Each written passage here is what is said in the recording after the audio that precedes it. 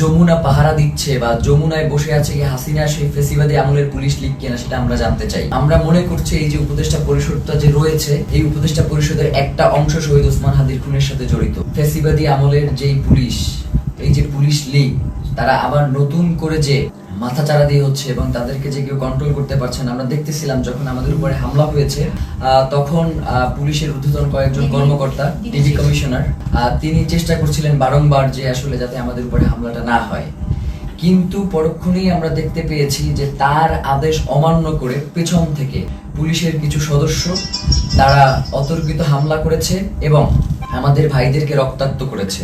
তো আমরা ইনকিলাব মঞ্চের পক্ষ থেকে এর তীব্র নিন্দা জানাই এবং যারা এই আক্রমণের সাথে জড়িত রয়েছে তাদেরকে অতি দ্রুত বিচারের মুখোমুখি করবার জন্য আহ্বান জানাই। কারণ বাংলাদেশের জনগণ এই মুহূর্তে প্রচন্ড ভাবে তারা ক্ষেপে রয়েছে, তারা কোনোভাবেই এই ব্যাপারটাকে মেনে নিতে পারছে না।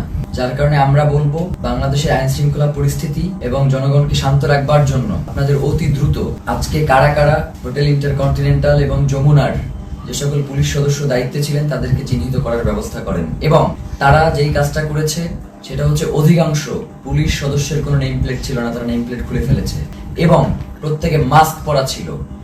এই যে মাস্ক পরে নেম প্লেট খুলে যে হামলা, এই হামলা তো আমরা এবং হেলমেট পরে এই হামলাগুলো তো আমরা দেখেছি ফেসিবাদী হাসিনার আমলে। তাহলে কি এখন যমুনা পাহারা দিচ্ছে বা যমুনায় বসে আছে কি হাসিনা সেই ফেসিবাদী আমলের পুলিশ লীগ কিনা সেটা আমরা জানতে চাই। সেই সাথে এসএসএফ আজকে প্রচন্ড রকমের দুর্ব্যবহার করেছে আমাদের সাথে, আমাদের যুবাকে রাস্তায় ফেলে মেরেছে এবং মাথায় আঘাত করেছে, সাতকে মেরেছে। তো এই যে এবং আমাদের ইনকিলাব মঞ্চের এমন কোনো কর্মী নাই যে আজকে এই হামলায় আহত হয় নাই। তো এখন আমরা এই প্রশাসনের কাছে জানতে চাই, আমরা তো সুনির্দিষ্ট একটা দাবি নিয়ে ওখানে গিয়েছিলাম যে জাতিসংঘের অধীনে যাতে শহীদ ওসমান হাদির হত্যার তদন্তটা নিশ্চিত করা হয়।